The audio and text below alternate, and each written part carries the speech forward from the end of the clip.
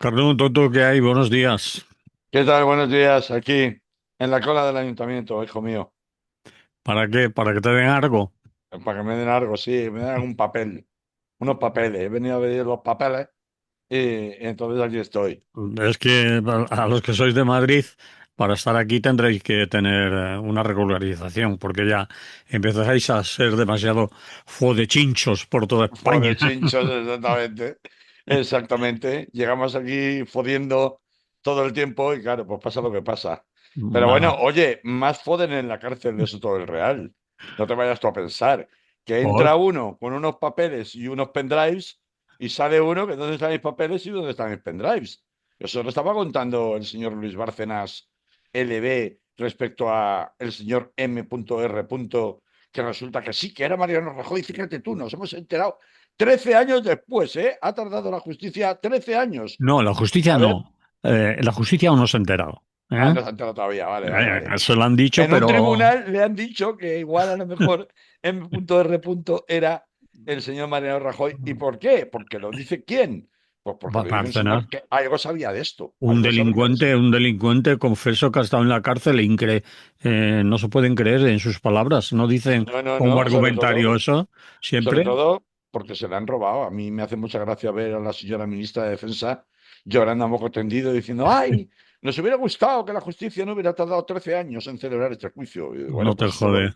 lo decís ahora. Anda que no habéis estado años, ¿eh? Para poder decirlo. Pero claro, ¿ahora qué pasa? Porque todos calvos, ¿no? Que la grabación que se le hizo a Mario Rajoy ya no está, el pendrive con el resto de grabaciones tampoco está, y bueno, al final de la palabra, como bien dices, de un convicto, ¿verdad? Que debe hacer caso. Y si acaso, perdonadme la redundancia, pues ya lo dijo el Tribunal de la Audiencia Nacional en el caso Richen al resolver las cuestiones previas.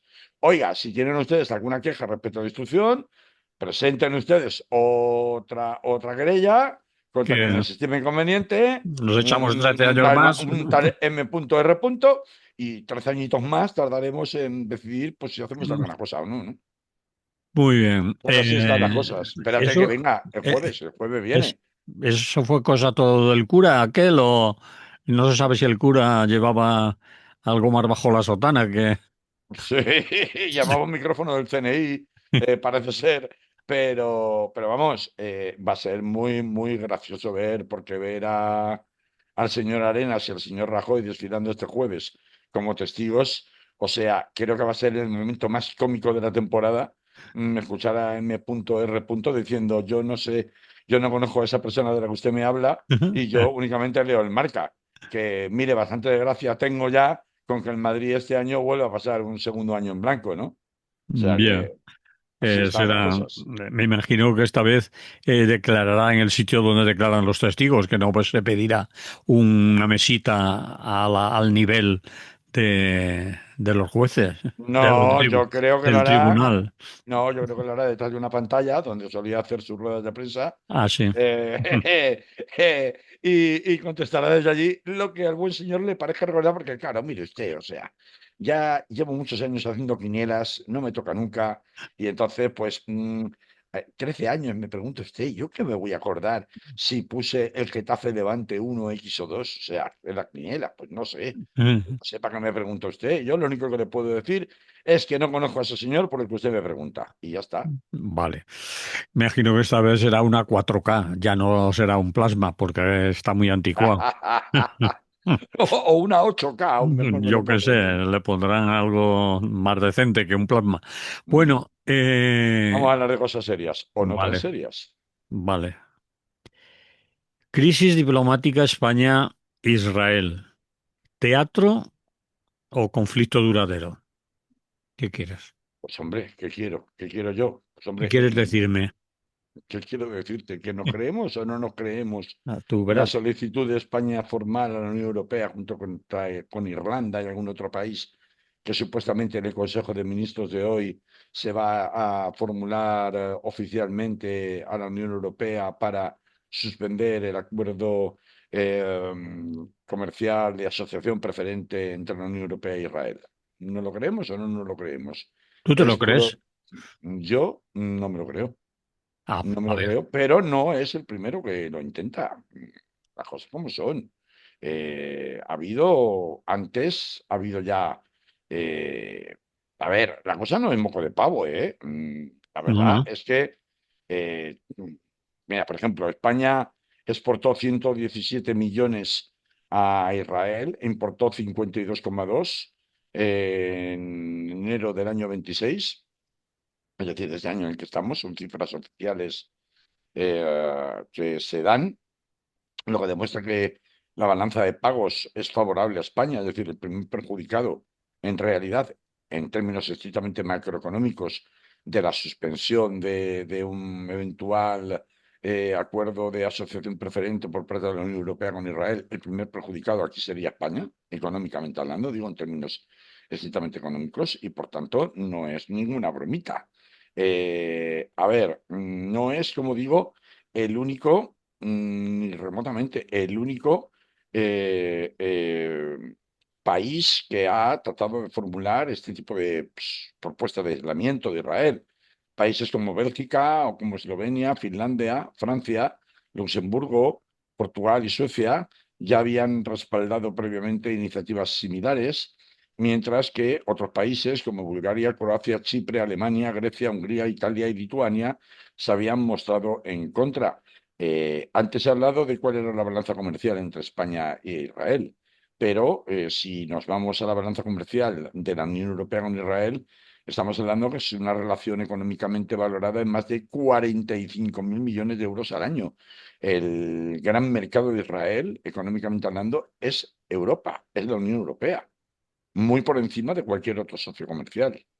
Esto, por tanto, no es en absoluto moco de pavo y simplemente el hecho de plantear resistencias o de plantearlo, aunque sea una bomba de humo, aunque sea una coartada electoral por parte de un personaje tan especializado en realizar este tipo de movimientos aparentemente arriesgados como Pedro Sánchez, ya supone una buena patada en el tablero de las relaciones diplomáticas que se vienen endureciendo progresivamente desde hace un par de años, sobre todo en los últimos meses, con Israel, hasta la subida de tono absolutamente feroz que hemos venido escuchando por parte del mismísimo Netanyahu las últimas semanas. La cuestión está en que Pedro Sánchez sabe que juega con el viento de cara en este tipo de propuestas. Y cosa muy diferente es cuánto de rentabilidad electoral va a tener con este tipo de propuestas, salgan adelante o no salgan adelante, teniendo en cuenta que, por ejemplo, está habiendo perdón, países o gobiernos, para ser exactos, de la Unión Europea, que han ido matizando su posición de una oposición enconada como Italia a una posición en la cual ya no se da nada por supuesto, pasando, por ejemplo, por el enfriamiento, la congelación del uso de bases militares de Estados Unidos en suelo italiano, que son absolutamente claves dentro del Mediterráneo para el despliegue de las tropas en Medio Oriente por parte del gobierno de Donald Trump.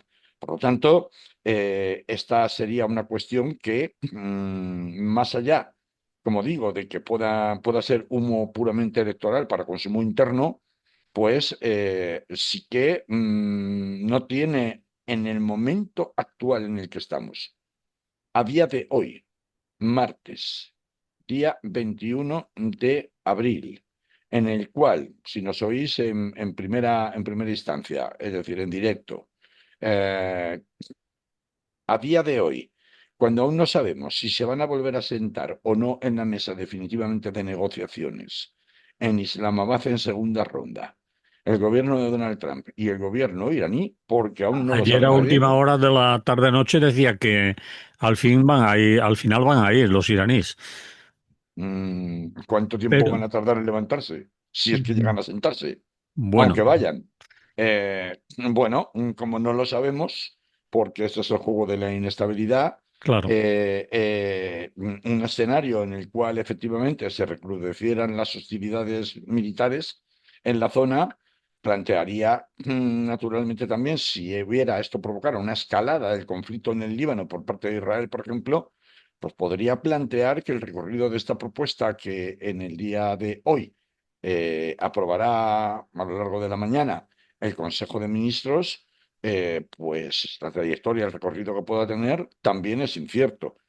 Claro, esto se queda muy bien de cara a la galería, plantea un montón de problemas de carácter interno, ya no solamente de carácter externo, que bueno, las bravatas y las amenazas y la retórica antisemita, con acusaciones de antisemitismo automáticas por parte del gobierno de Netanyahu, pues ya las conocemos, son habituales, y yo creo que la opinión pública española, por un oído le entre, por otro le sale, porque las coloca en la misma balanza, digamos, donde coloca a las bravatas de Donald Trump y sus acusaciones, tiene, sin embargo, un factor de presión por dentro, a nivel interno, en el que, por ejemplo, pues Sumar, ERC y Bildu ya han reclamado al gobierno en el Congreso ampliar el embargo de armas y productos de defensa supuestamente impuesto a Israel, pues ya desde el año 23, que ya sabemos que ha sido incumplido en varias ocasiones y el gobierno ha tenido que salir a dar la cara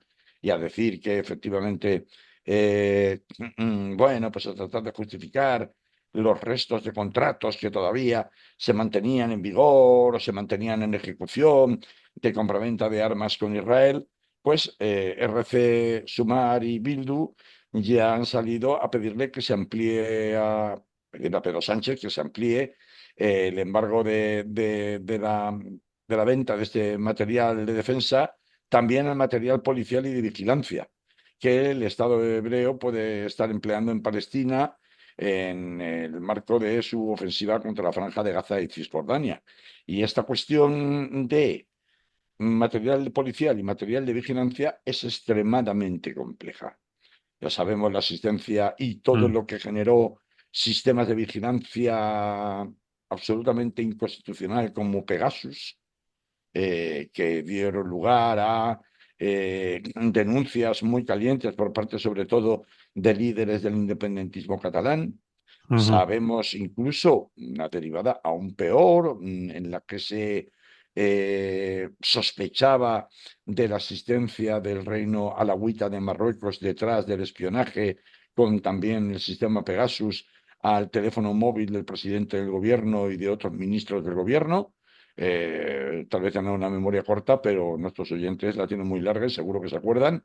Y sabemos también que eh, mm, y más ahora mismo en materia de inteligencia militar, el desarrollo de sofisticadísimos sistemas en conjunción de vigilancia, digo, y de señalamiento de objetivos a través de empresas como Palantir, empresas americanas como Palantir, sirven no solamente para la señalización y localización de objetivos militares concretos, que han sido probadamente demostrados en los asesinatos selectivos, tanto en Irán como en Palestina, como en Siria, por parte del ejército israelí, como sirven también esos sistemas, sofisticados sistemas de vigilancia militar para su uso interno, por ejemplo, como se ha demostrado con los operativos del ICE, del ICE en los Estados Unidos para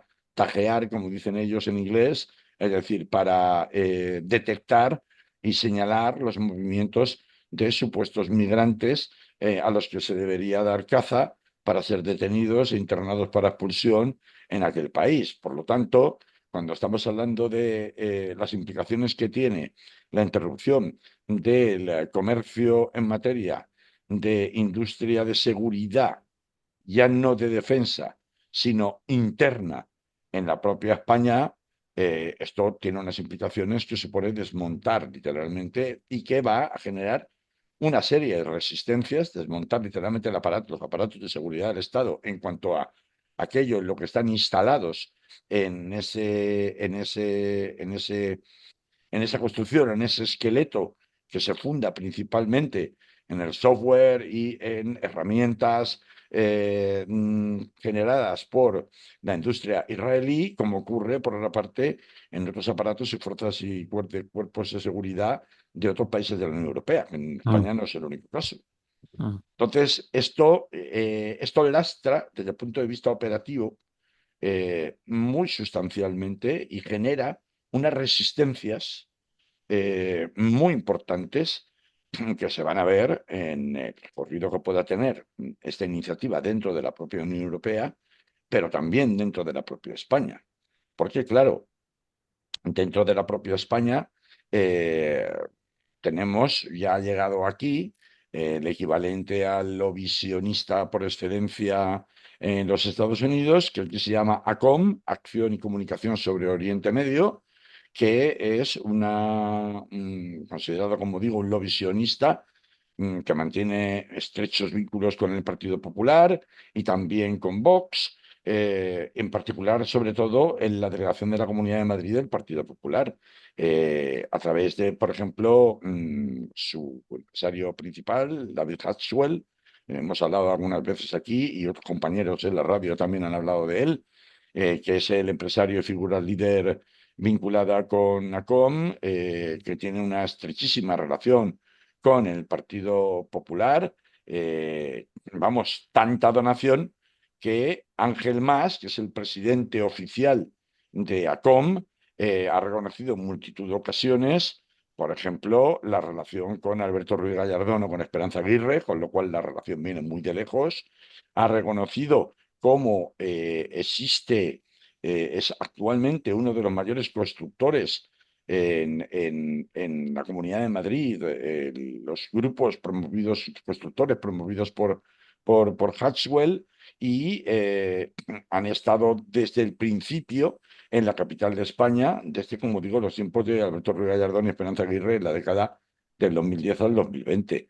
Eh, Hay un artículo fabuloso, por si alguien quiere leerlo, que explica muy bien cómo se financia el sionismo en España, cómo explica cómo estos lobisionistas han recibido millones de euros de administraciones gobernadas por el Partido Popular, tanto en Madrid como en Andalucía principalmente, en donde los tentáculos sionistas han llegado principalmente a las universidades públicas desde que está gobernando el Partido Popular en Andalucía, el del famoso moderado campechano Moreno señor Morilla. Bonilla, Moreno Bonilla, Mm, y el artículo se llama ¿Cómo se financia el sionismo en España?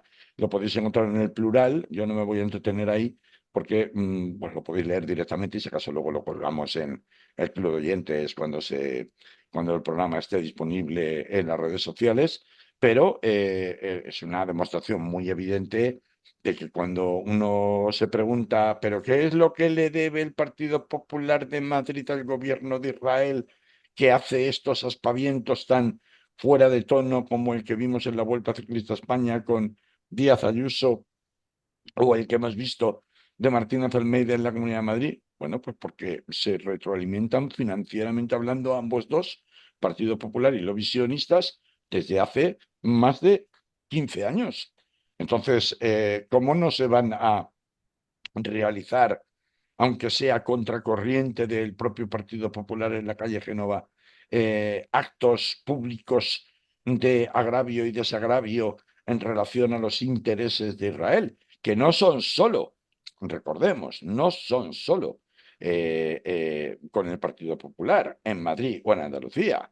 Tenemos que recordar, por ejemplo, que Vox, su fundador, uno de los principales promotores de Vox, de la fundación de Vox, venía del Partido Popular, luego recibió un supuesto atentado en moto, es que no me sale el nombre ahora, a ver si Manolo me ayudas. vale. Recibió un atentado en moto. Sí, eh, sí, todos le estamos viendo la cara, ahora nos saldrá el nombre, vale. bueno, ahora no saldrá el nombre. Pues este señor fue quien consiguió a través de un oscuro grupo iraní, pero de la oposición iraní, financiado por el Mossad, que comenzaran las primeras financiaciones del partido de Abascal. Por tanto, los vínculos o las conexiones de Vox con los intereses sionistas existen desde la misma fundación por vía de financiación externa del propio partido de Santiago Abascal. En consecuencia, lo que yo pretendo decir es que, bueno, la intención de llevar a cabo una fórmula por la cual eh, hubiera una suspensión de facto el acuerdo de asociación estratégico y preferente de la Unión Europea con Israel puede tener, si acaso, un recorrido aparente en la Unión Europea, pues de cara para afuera, tal vez mayor del esperado, pero sin embargo, lo que no es esperable es que eso sí tenga una ejecución práctica real que le haga daño verdaderamente a Israel. Tal vez sí, en relación a algunas partidas comerciales que en un momento dado pueden ser prescindibles para unos y para otros, pero no en donde está el meollo del asunto, que es lo que tiene que ver con la industria de seguridad y vigilancia, que es lo que tiene que ver con las fuerzas y cuerpos de seguridad de los distintos estados de la Unión Europea y que es lo que tiene que ver, en definitiva, con la inteligencia policial y militar, donde evidentemente Israel es el número uno a nivel mundial en el desarrollo de ese tipo de herramientas en unión de Estados Unidos. Eh, yo creo que nos acordamos todos también de lo que sucedió con la justificación que el Ministerio de Marlaska y también el Ministerio de Defensa dieron respecto a la imposibilidad de suspender determinados contratos, porque esto, sobre todo de suministro policial, porque aducían no existían sustitutos en el mercado internacional que pudieran garantizar la eficacia y la seguridad de las fuerzas y cuerpos de seguridad. Y que por tanto había contratos que había que sacar de alguna manera del embargo acordado oficialmente, pues para no mermar la capacidad operativa tanto de defensa como del Ministerio del Interior. Bueno, sea ver... Vale. Sí, vas No, a decir tú. te iba a decir que se llama Alejo Vidal Cuadras, Alejo Vidal Cuadras, Aleix Vidal el Cuadras, que sufrió el correcto. atentado desde una moto, todo eso que estabas contando. Y también decirte el tiempo que llevas Sí, ya. sí, sí, sí, estamos ¿Ves? ya terminando. ¿Ves? Concluyendo. Quiero remarcar que, por tanto, incluso aun presuponiendo que hubiera un interés legítimo en la propuesta política del gobierno de Pedro Sánchez, que anticipó este pasado domingo en uno de los mítines de la campaña andaluza, la realidad es que las vinculaciones internas y tan estrechas, la forma en la que han penetrado e intoxicado durante años los gobiernos y los aparatos policiales y de inteligencia militar de los distintos gobiernos de la Unión Europea por parte de las estrategias sionistas, es tan grande ese grado de penetración que, bueno, pues a la prueba me remito. Mientras se está planteando esto en Francia, que en principio parece que está entre la carne y el pescado, también en el día de hoy están tratando de aprobar una ley que va a condenar con penas de prisión de hasta 5 años por incitación al odio y por antisemitismo a aquellas personas que puedan defender la causa palestina públicamente o puedan atacar la política sobre el gobierno de Israel. Esto en Francia. Ya sabemos que en Inglaterra hasta 5 años, por delitos de opiniones, que es muy fuerte. Ya sabemos en Inglaterra lo que pasa con Action for Palestine, la organización tildada por el propio gobierno laborista británico de organización terrorista y por tanto lo que conlleva de acusaciones de terrorismo a aquellas personas tan populares como por ejemplo el guitarrista de Pink Floyd, Roger Waters, ¿no? Mm. Lo que les significa posicionarse públicamente en defensa de los intereses del derecho de Palestina a existir, ¿no?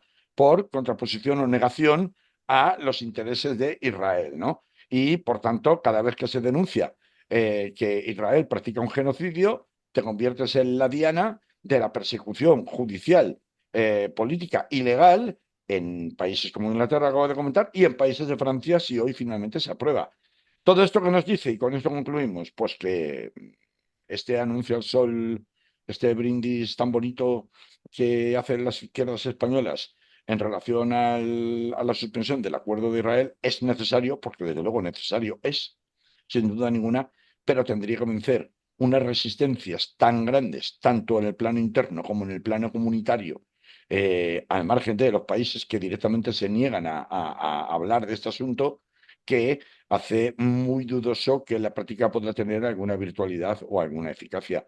Así que vamos a ponerlo, a acotar un poco las cosas, máxime teniendo en cuenta que estamos en un momento de volatilidad absoluta respecto de si la guerra en Irán va a continuar, no va a continuar, y si, como los más agoreros están anunciando, la gasolina y el petróleo en la Unión Europea se nos acaba dentro de mes y medio, ¿no? En caso de continuar cerrado el estrecho de Hormuz.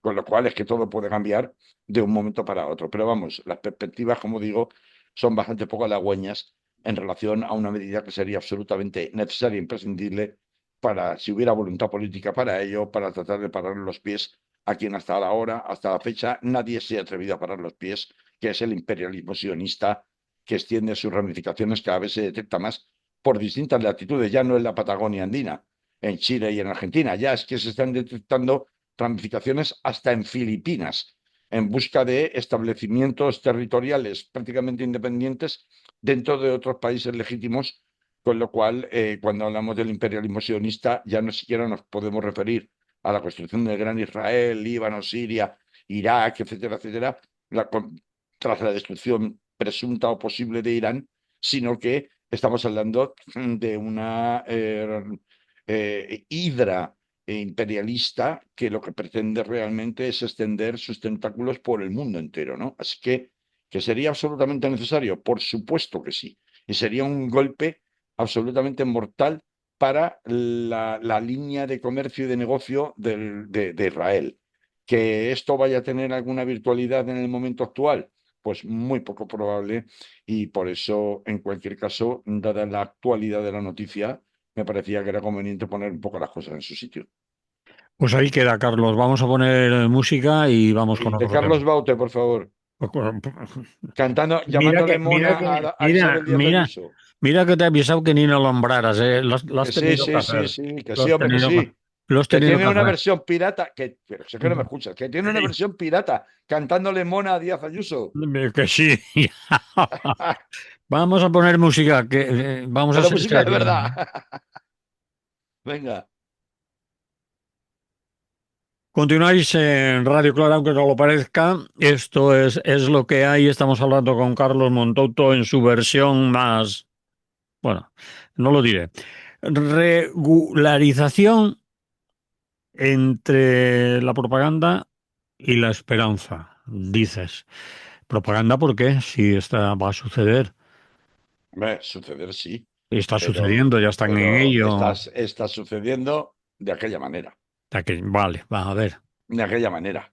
Porque, pues, entre lo que en su momento se anunció y lo que finalmente se ha puesto encima de la mesa, es decir, se ha publicado en el Boletín Oficial del Estado, hay una diferencia estratosférica. Entonces, esa diferencia entre lo acordado y lo finalmente publicado, que es lo que se está llevando a la práctica, genera que cada vez que salen los voceros del Partido Socialista y del Gobierno, empezando por el Masáez, la ministra del Ramo, a contar las bondades de la propuesta final de la regularización, el Real Decreto que se ha publicado en el Boletín Oficial del Estado, y que esto se haga con silencio absoluto por parte de Podemos, que es quien acordó originalmente, supuestamente, la promoción final de esta iniciativa, y que todo el debate público se vuelva otra vez a establecer en términos de antecedentes penales sí, antecedentes penales no, regularizamos delincuentes y efecto llamada sí, o no lo regularizamos porque fíjate que sí que se están pidiendo antecedentes penales no, pues que esto sea el debate da un poco de grima y suena a propaganda, porque no es en realidad lo que se está vendiendo, lo que verdaderamente se ha acordado en el Boletín Oficial del Estado, lo que se ha publicado, lo que en definitivamente vale. Yo sé que la semana pasada habéis estado hablando, distintos compañeros aquí en la radio, sobre regularización. Pero bueno, Manolo, tú sabes que yo tengo alguna experiencia que otra, ¿verdad? En Mm. esta materia de muchos años. En el Colegio de Abogados de En el- Valencia, con responsable del tema. bueno, como secretario de la sección de extranjería del Colegio de Abogados Vale. y durante muchos años, y hombre, un poquito de esto sé. Entonces, ya no solamente es la denuncia irada y con toda la razón del mundo que hacía Rafacín la semana pasada respecto a los apátridas, es decir, los saharauis, ¿no? Que no es el único que la ha hecho, que se han quedado fuera de la regularización de una manera vergonzosa. Y después de un montón de años, ¿no? Esperando una normativa específica que nunca llega.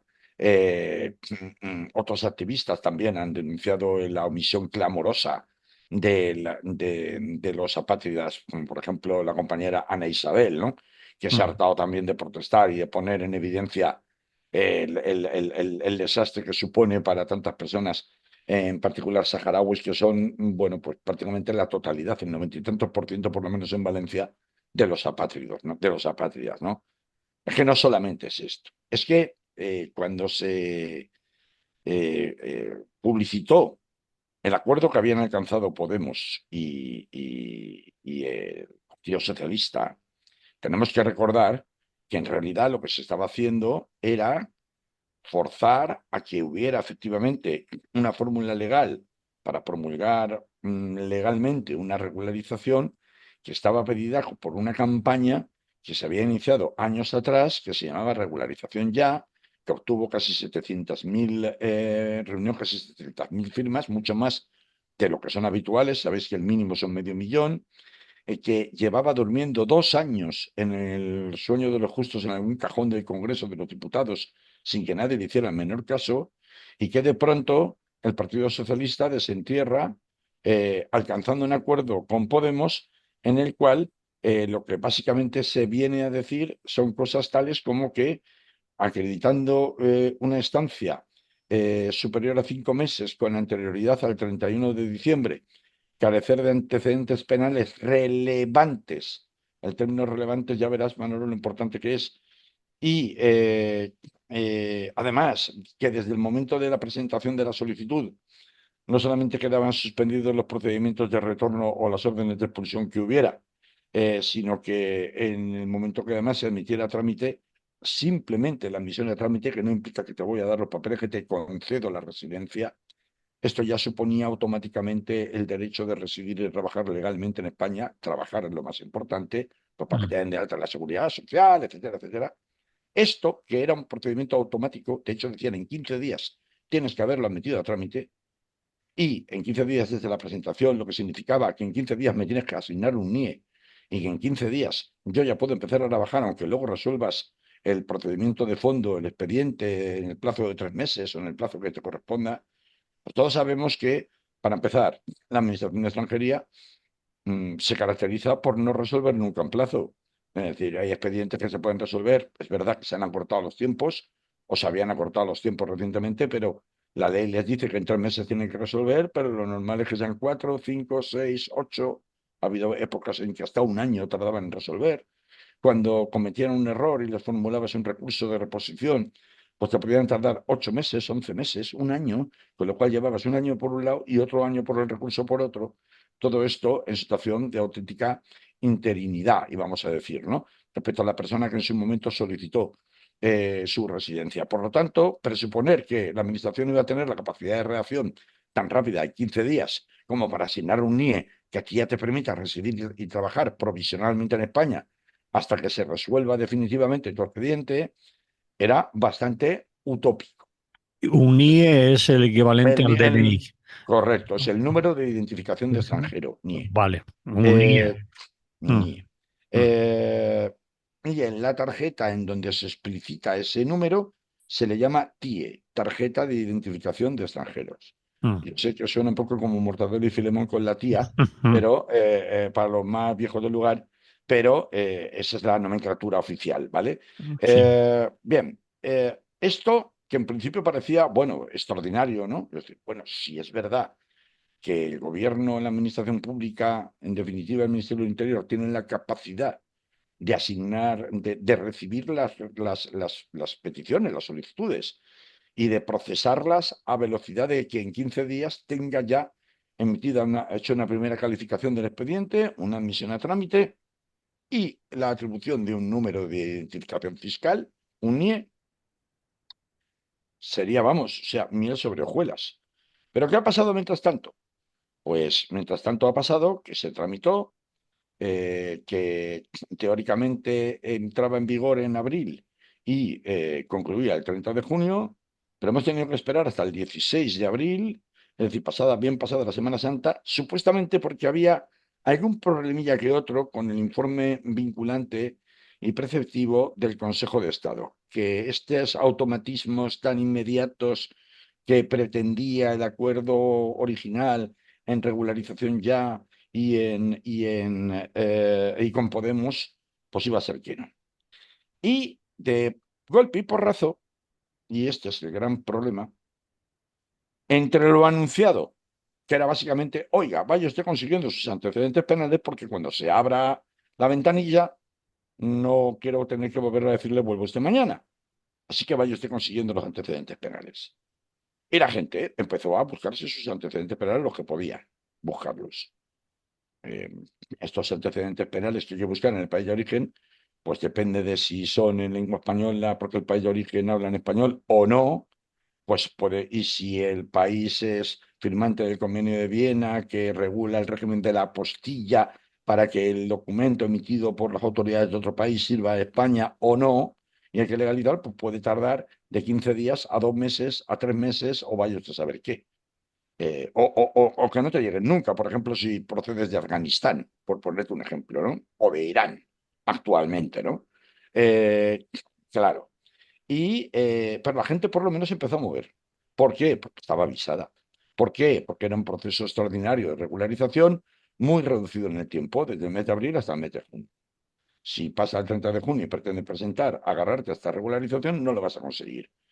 ¿Qué ha sucedido? Pues que el Consejo de Estado ha obligado a incorporar toda una serie de requisitos nuevos de los que nunca nadie había hablado, que han generado un auténtico colapso, como estamos viendo estos días, con colas, lo podéis ver en la foto que tengo detrás, los que nos veáis en imagen, pues en el Ayuntamiento de Valencia y en toda clase de organismos públicos, generalmente de orden municipal, que son los encargados de emitir los famosos certificados de empadronamiento, pero sobre todo los informes de vulnerabilidad. ¿Por qué los informes de vulnerabilidad si eso no estaba en principio en el anuncio efectuado por Podemos por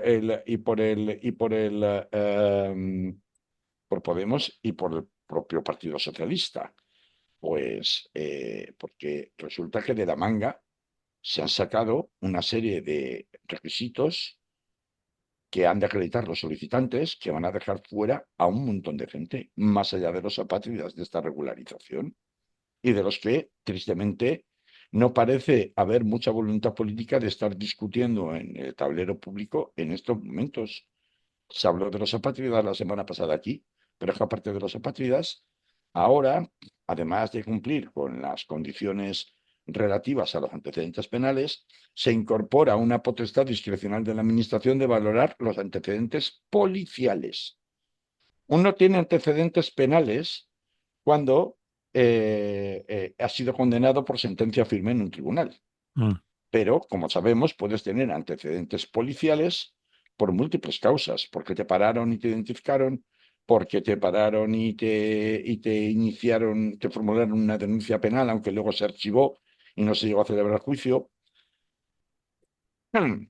o porque fuiste finalmente absuelto, se celebró juicio, pero fuiste finalmente absuelto, por eso no tienes antecedentes penales, pero en cambio sí tienes antecedentes policiales. La norma dice, eh, a tal efecto, la norma publicada en el Boletín Oficial del Estado, no se tomarán en consideración los antecedentes susceptibles, se refiere a los penales de cancelación en España, es decir, aquellos que ya estuvieran prescritos. Dice, lo diré, no representar una amenaza para el orden público, la seguridad pública o la salud pública. ¿Esto qué es? Las típicas cláusulas que son cheques en blanco para que la administración interprete lo que quiera. Esta circunstancia se acreditará mediante la comprobación de la inexistencia de antecedentes penales, está ahí bien, y la valoración del informe policial correspondiente. La asistencia de antecedentes en el informe policial no supondrá por sí misma y de forma automática causa de denegación de la autorización. Ya, pero estás abriendo la puerta a que si la administración graciosamente decide que tus antecedentes policiales, que no penales, policiales, representan una amenaza para el orden público, la seguridad pública o la salud pública, ¿qué es? ¿Que me han pillado vendiendo marihuana al menudeo en la Plaza de la Virgen? Eso es un delito contra la salud pública, ¿no? Pero yo no he sido juzgado todavía. E igual a lo mejor acabo siendo absuelto. Pero sin embargo, tengo unos antecedentes policiales. Y con esos antecedentes policiales, ¿me vas a denegar? Pues te pueden denegar. Claro, esto introduce una inseguridad acojonante, porque hasta ahora, perdóname la expresión, porque hasta ahora, en todo la jurisprudencia, es decir, los precedentes judiciales donde se había resuelto en relación a justificación de expulsiones o de denegaciones de papeles basados en simples antecedentes policiales, se había dicho por los tribunales, no, eso vulnera la presunción de inocencia. Una persona no es culpable hasta que no se haya demostrado con una sentencia firme en su contra y por tanto se tiene que presumir que es inocente hasta entonces. En consecuencia, tener en cuenta para castigar al ciudadano unos antecedentes policiales que en sí mismos no son prueba de nada, vulnera el principio de presunción de inocencia. Y ahora por la puerta de detrás del Consejo de Estado nos vuelven a colocar la misma película, otra vez la misma cláusula en blanco para que la administración pueda rellenarla como le dé la gana. Pero hombre, por el amor de Dios, y no solo es esto, es que además, sé que me queda poco tiempo, Manolo, pero es Cuatro imprescindible, minutos, cuatro. pues, vale, vale, pues es imprescindible mencionarlo. Esto ha conducido a que se incorporen en añadido al tema de los antecedentes penales en la exigencia de cumplir una de estas tres condiciones, habréis oído hablar de ello, de las cuales al menos una tiene que ser acreditada por el extranjero o extranjera que solicite la regularización. Una es haber trabajado por cuenta ajena, por cuenta propia durante su permanencia en España. Eso está pensando en la gente que tuvo residencia y luego fue a renovarla y la perdió en la renovación porque no había trabajado lo suficiente, porque había estado fuera en su país de origen demasiado tiempo durante el periodo en el que tenían la residencia concedida en España y por tanto luego a la hora de renovarla no se la han renovado. Pero si no es así, tienes que presentar una oferta de trabajo. Pero bueno, otra vez vinculando como exigía sobre todo el PNV y Junts per Cataluña la posibilidad de acceder a la residencia a que tengas o no tengas un contrato de trabajo. Aquí le llaman oferta de trabajo. Otra vez el criterio economicista, pero ¿eso qué tiene que ver con una regularización extraordinaria?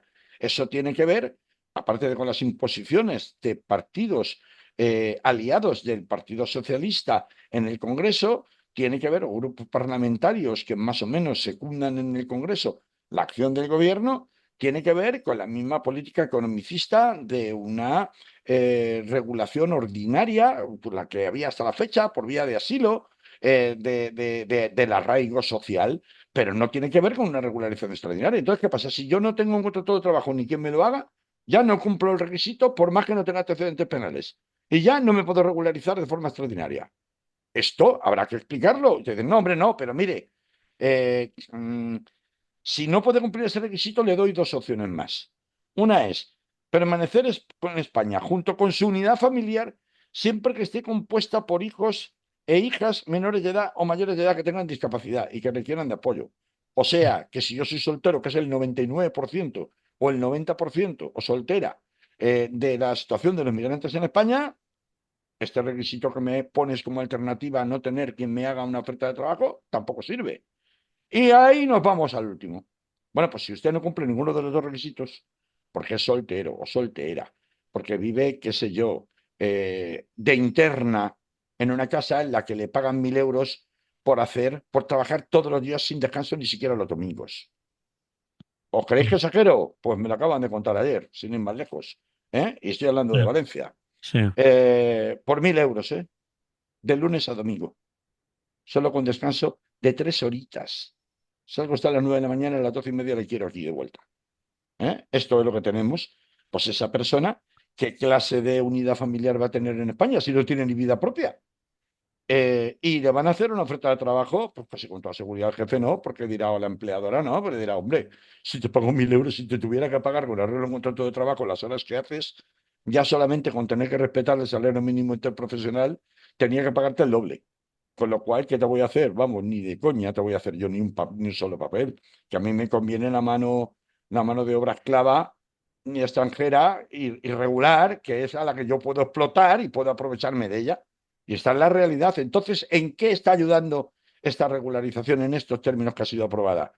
Y voy a la última. Bueno, pues si no cumple ninguno de los dos requisitos, pues a ver, que me demuestre usted que se encuentra en situación de vulnerabilidad acreditada conforme a modelo específico por las entidades competentes en materia de asistencia social. Y ahí se abre la caja de los truenos. Porque eso es lo que está provocando las verdaderas colas en prácticamente todos los ayuntamientos, que son los que habitualmente emiten informes de vulnerabilidad. Yo, desde que me enteré del requisito de los informes de vulnerabilidad, me puse a temblar. Se me puso la piel de gallina.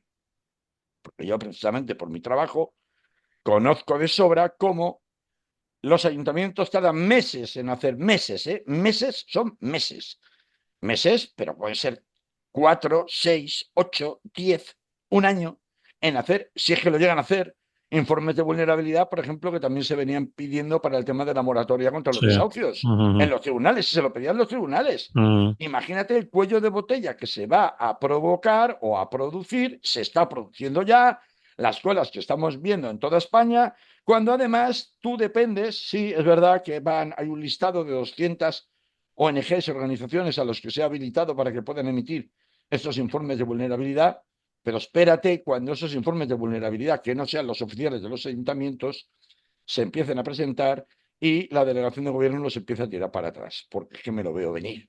Porque luego el torpedeo de este tipo de iniciativas desde dentro de la administración es constante. Y no hablo solo de la administración de extranjería, hablo, naturalmente, imagino que todos lo podéis recordar o imaginar, hablo, porque ya lo han dicho, de cómo, por ejemplo, los ayuntamientos del Partido Popular van a torpedear y tratar de colapsar precisamente las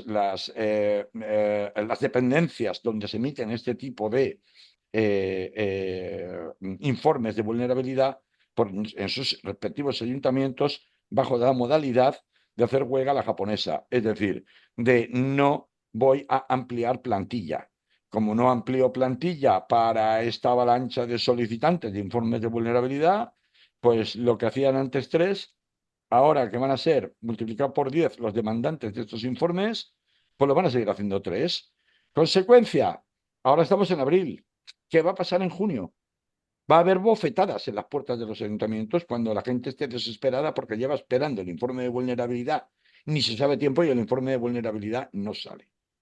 Desde este punto de vista, va a haber un montón de gente que no va a cumplir ninguno de los tres requisitos porque no se va a poder declarar, ni siquiera aunque pudiera acceder a quien le emita el informe de vulnerabilidad en tal situación, porque tampoco va a cumplir el requisito de tener un contrato de trabajo o una oferta de trabajo, o porque no reside con sus familiares directos. Y esto, desde luego, nada tiene que ver con la gran regularización extraordinaria y de carácter humanitario que se pretendía llevar a cabo en la sociedad española para que afectara a más de 500.000 personas, como en las regularizaciones anteriores, ni nada tiene que ver con lo que se nos vendió y me parece un muy triste final en relación a lo que había sido una campaña ciudadana llena de fuerza y llena de emoción, como era la campaña de regularización ya. Esta traición yo creo que hay que denunciarla y creo que no está suficientemente subrayada ni siquiera por los agentes políticos que han remado a favor, como es el caso de Podemos. Ellos sabrán por qué se están callando y no están poniendo sobre la mesa que esto que se ha aprobado y que se ha puesto en marcha no es ni remotamente lo que se acordó ni lo que se pidió en la campaña de regularización ya. Así que, bueno, pues esto es lo que queríamos contar hoy para dejarlo bien clarito, negro sobre blanco, en la edición de hoy del Es lo que hay. Muy bien, Carlos, pues la semana que viene volvemos a hablar, ¿te parece? Claro que sí, ahí estamos. Vale, que vaya bien, que haya salud y vete a Salud. cantar por ahí, cualquier cosa. Hasta Hasta luego. luego. Adiós.